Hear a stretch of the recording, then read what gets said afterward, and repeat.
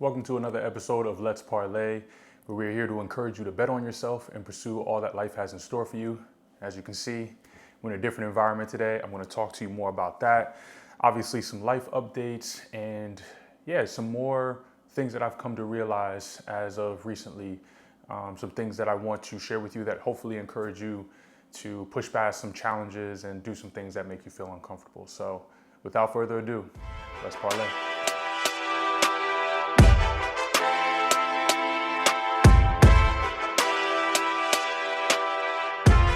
What is going on, family?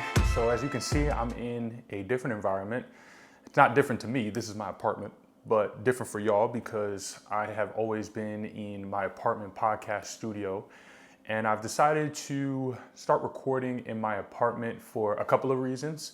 And some of those reasons I'll expand on throughout the rest of this podcast. But first things first, I might have hinted at this at previous podcasts, but something that I've had to navigate is people in my apartment complex. You know, no one really uses the podcast studio other than myself, I feel like. I've been here for over a year, so most of the people who probably were using it maybe moved out, whatever. And I've realized that there's people now who go into the studio and just work from there, right? So like they're not necessarily recording or doing any podcasting, but it's just a quiet room, soundproof, and it's something that, you know, it allows them to just work a lot more freely without having to be in the other common areas. Now, don't get me wrong, there's multiple areas within the apartment complex that you can co-work or work on your own. I mean, there's a lounge on the second floor, a lounge on the fifth floor. You can work on the roof by the pool. I mean, there's so many other places. And I've just found that there are people who use that podcast studio all the time, and it's not for podcasting. So I usually have to go in there and tell them, hey, I'm gonna be in here to use the podcast room to record a podcast. May I use the room? You know, so I've had to do that a handful of times. And what often happens is either they're in the middle of like a call, so I don't want to interrupt them, or they wind up just leaving their stuff there until I'm finished. So then I have to kind of navigate the room and move things around in order to record. And I've just thought to myself, like, one, it is kind of frustrating to go through that process every time that I want to record. And especially because there should be maybe like some sort of system where you can book the podcast room for a certain time, and that way you have it reserved. However, I do not trust my apartment complex management to do such a thing. And also they've fallen short in other ways, you know, that just doesn't give me a lot of confidence that they would go through with that. So I've just decided to take things into my own hands and not feel sorry for myself and record in my apartment. I get some decent lighting in here. It's a little bit darker maybe than what I would get from the podcast studio. I'm in like a corner unit, so the light and the sun doesn't come directly in. But I figured I'd start here because one, you know, my lease is going to be ending in February for this apartment. And yeah, just the idea of needing a studio, especially when it's like a one-man operation right now, doesn't seem like it's super necessary. However, with time, I think I'll probably graduate to having a studio where I'm interviewing people and going down that route with the podcast. So just a little bit of an update and an explanation as to why you see my kitchen in the background and not that beautiful, you know, wall with the tree and all that sort of stuff. But I figured in my head, I was kind of going back and forth about it, like, oh, I'm going to change. I have to set something up differently. That's going to take some time. And my mind came up with all the excuses to delay doing this and try to push it off. But the reality is that I think whoever's listening, you want me to be speaking to you. And as far as the environment and the setting, there's many a podcast that change their environment and change their setting, maybe even from like a week-to-week basis or episode to episode. So I'm like, I don't think that's the most important thing. But again, stupid brain is sitting here trying to tell me that that's so important. You need to be recording in the same spot, and it's just a bunch of nonsense. So yeah, just wanted to give you a little bit of background as to why I'm in this environment. And yeah, just to expand a little bit more on some life updates. As I said, my lease will be ending in this apartment end of February of next year. So I've just had a lot of thoughts around that, especially with, the amount that I'm paying in this apartment complex. It's nice and it feels like a resort. There's rooftop pool, there's a big screen up there, all these nice amenities and whatnot. And I'm just thinking to myself, like, man, it would be nice to maybe save some money on rent so that I'm not paying so much. And also the amount that I'm paying, like, do I feel like I'm actually utilizing everything that the apartment has to offer? And do I also feel like the service that I'm getting is worth the amount that I'm paying? The answer to both of those questions is absolutely not. I don't use half of the amenities. Three quarters of the amenities probably. And on top of that, I've just realized that I'm a pretty simple guy. And I think having all of the different amenities in the apartment also allows me to feel more justified to stay here by myself, which I may have shared in previous podcasts. I just don't find that to be the best for me at this point in my life, especially given that, there's so many ways that I can just work from home and not have interactions with others. So I'm starting to feel as if I need to move into an apartment where I don't want to be home as much, and I kind of force myself to go outside of my apartment, co-work in different areas, and also, save some money on rent and just have something just a little bit more simplistic for me, because I really don't need much. So that's a lot of what's been on my mind recently, is thinking about the next move and what that'll look like. I know I will not be at this complex.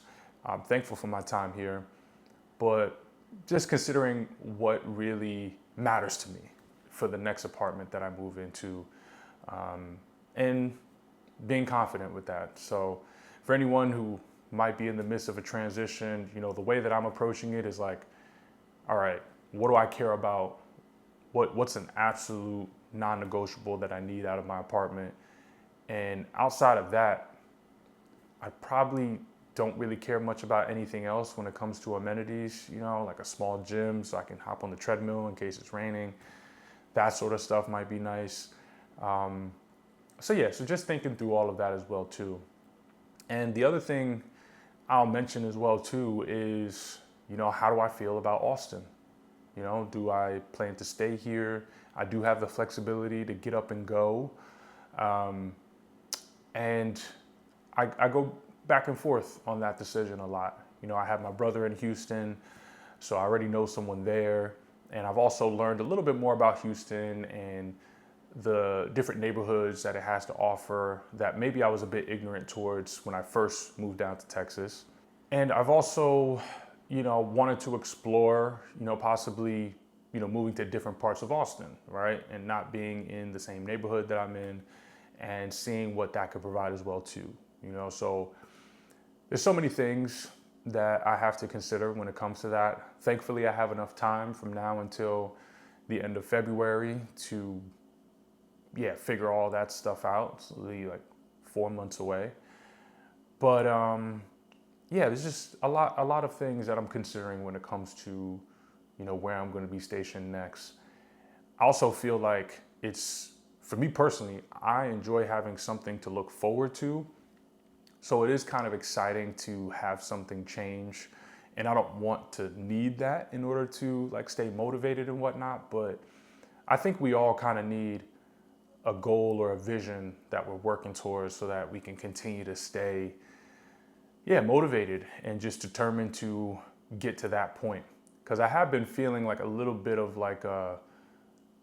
just a lack of direction with where I'm going when it comes to certain aspects of maybe my business, life in general. And I think it's good to have something to look forward to so that that change can get you excited. So yeah, just some of the things that I've been thinking about recently. The other thing that I'll also tie into this is, with what I mentioned earlier around not wanting to have my next place be such an easy place for me to stay at home. I think this is just something that I continue to learn, that I need to be a lot more flexible and a lot more open to just interacting with others while I work, or finding ways to just get out of the apartment, because just being inside all the time, I think now, like, I've reached a point where I don't feel like it's as healthy. I think I posted something on my Instagram story just saying, like, I'm very thankful for the friends I have here in Austin who, invite me to things and get me out. I am personally not the organizer of things, and I'm not proud of this. This is just me being vulnerable with you all. I tend to be the one who waits for people to invite me to stuff. I'm not like a creative, let me think of something, for us to do and then bring everybody out and stuff. That's just not my skill.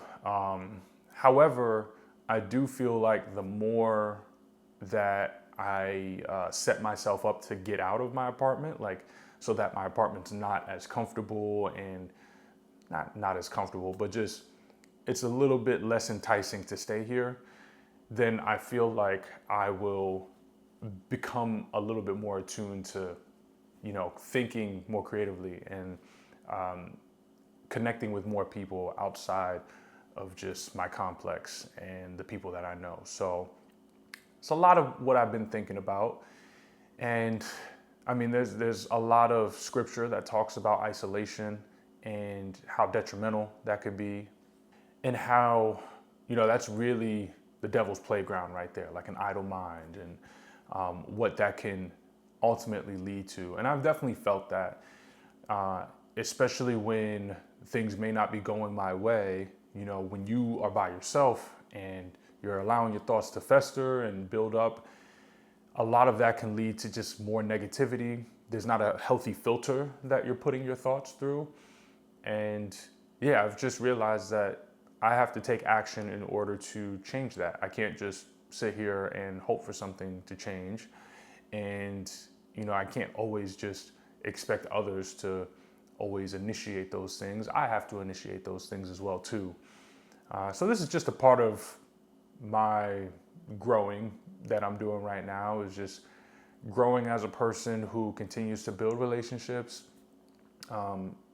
and also realizing that, maybe I did get a little bit too enticed by, the work from home situation, especially, you think about the pandemic, we were all home all the time. And for the most part, I enjoyed it. And I never really felt too much of the need to I need to be social and all that sort of stuff, because I felt like beforehand I was doing so much of that, so I had my social cup really full. And on top of that, I was also on the East Coast. I was around family, I was around friends. So it was a lot easier for me to do all of that and stay connected with people, even with it being a pandemic. Whereas now, me being in Texas and so far away from family, and even being 2.5, 3 hours away from my brother in Houston, it's that access to one another and being able to just get out and connect with people, or being invited to so many things, it's just not as common when you move to a different state in a whole different environment. So it's just something that I've had to realize.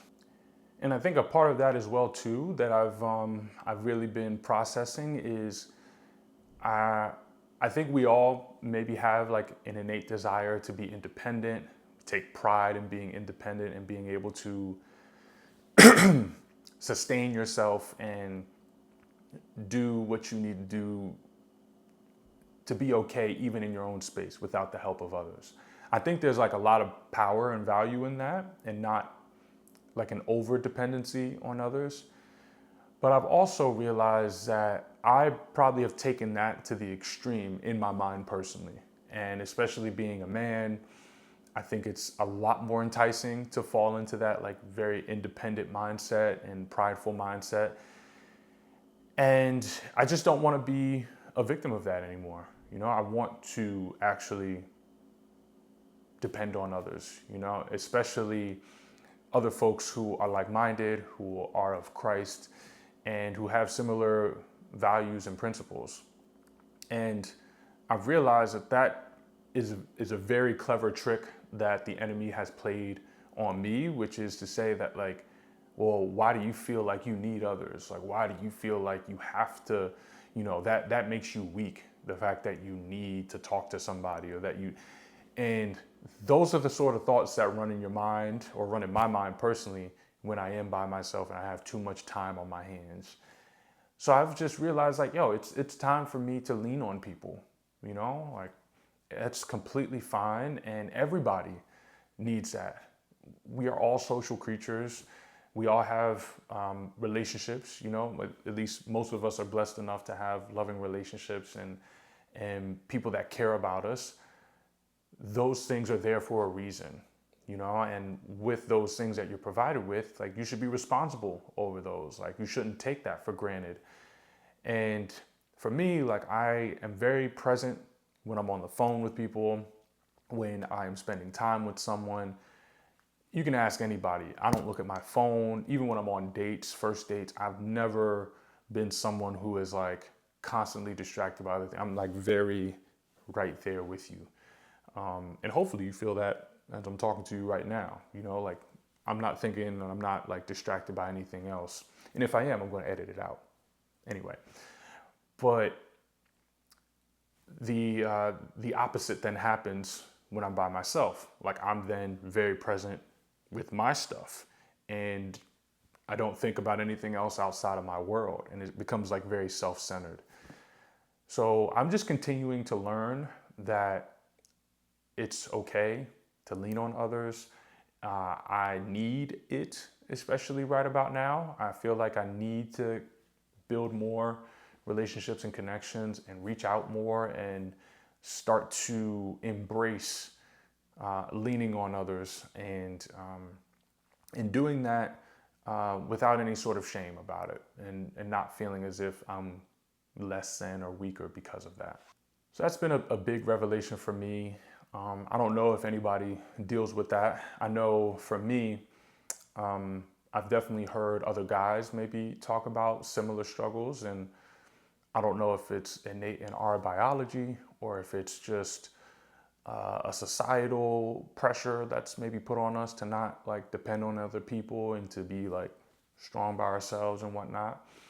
But we all need help from somebody.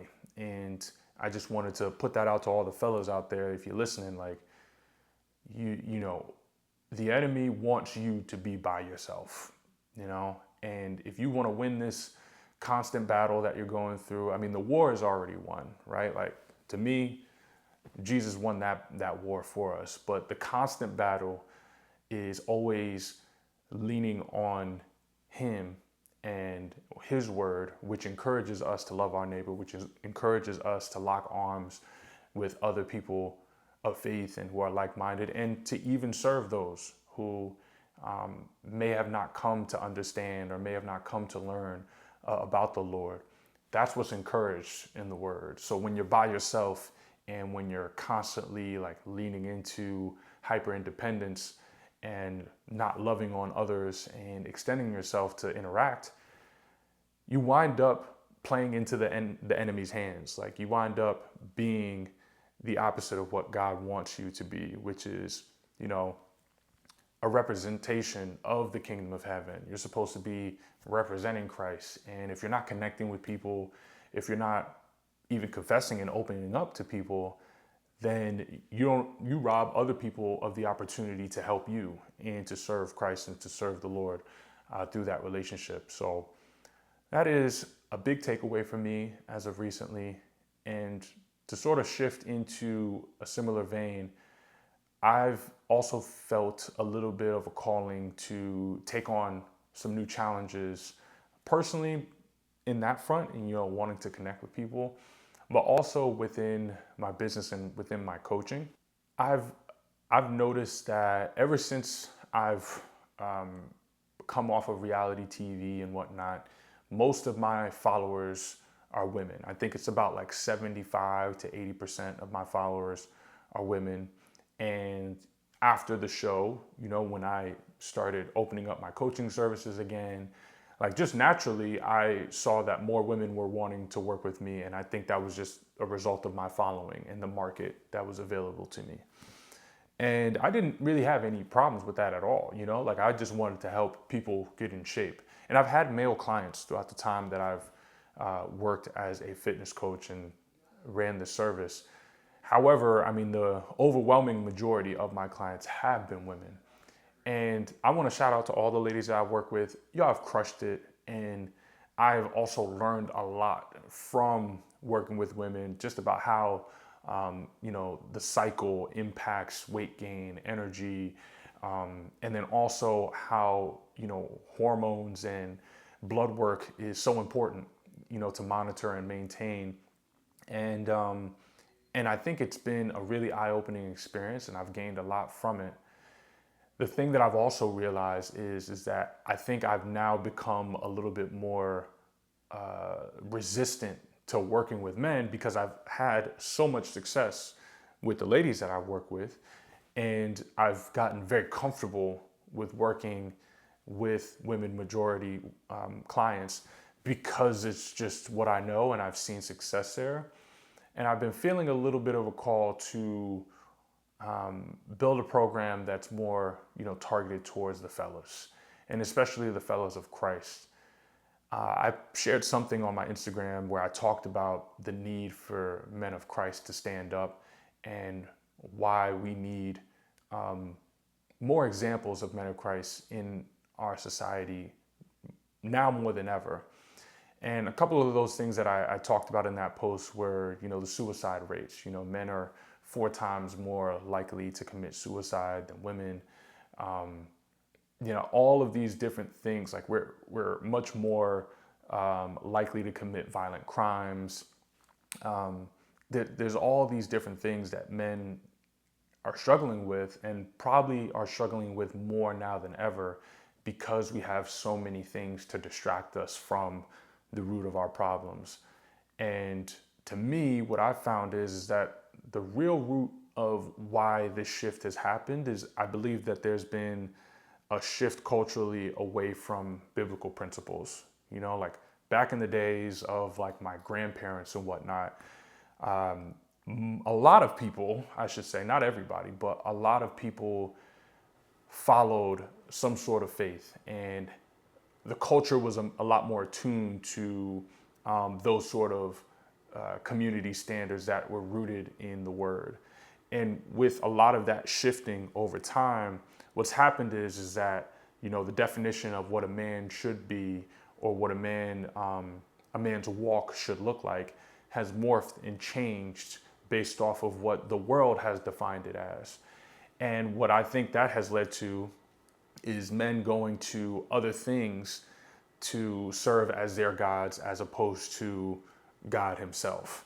So it could be alcohol, it could be drugs, it could be womanizing, it could be sports and entertainment.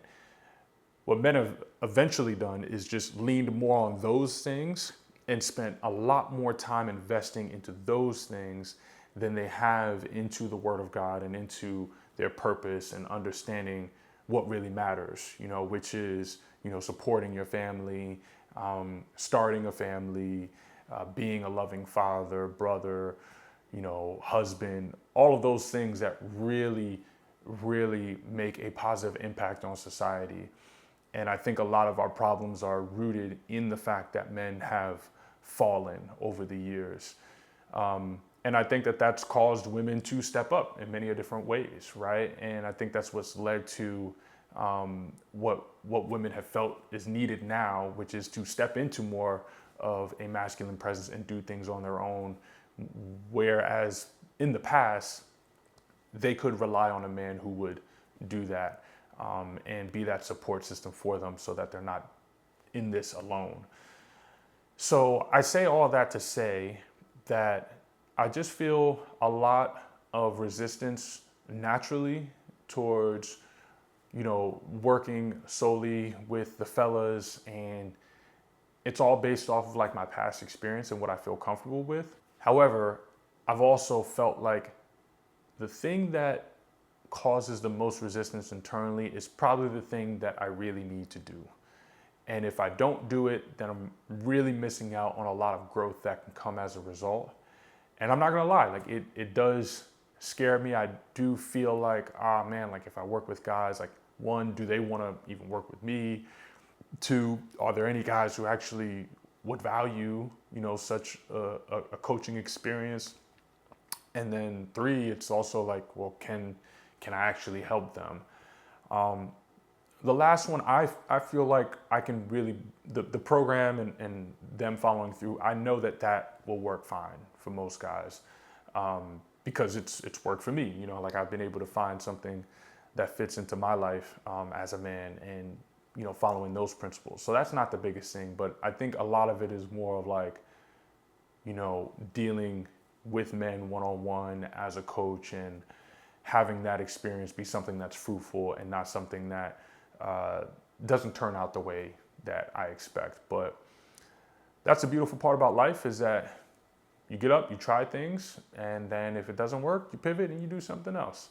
And that's what I've continued to do throughout my coaching experience. I'm sure you guys have seen, for the folks who have followed me, I'm sure y'all have seen the evolution of my coaching throughout the years. And this just feels like the next pivot that I need to make to get me a little bit closer to what I feel like I'm called to do. So those are my life updates. Those are some of the things that I've been thinking about. As always, feel free to subscribe to get more episodes and get notified of when new episodes drop. I hope that this has been something fruitful for you to listen to today, whether you're driving or you're watching this on YouTube. I just appreciate you and just want to say thank you again for tuning in. So hope you've been encouraged to bet on yourself and pursue all that life has in store for you.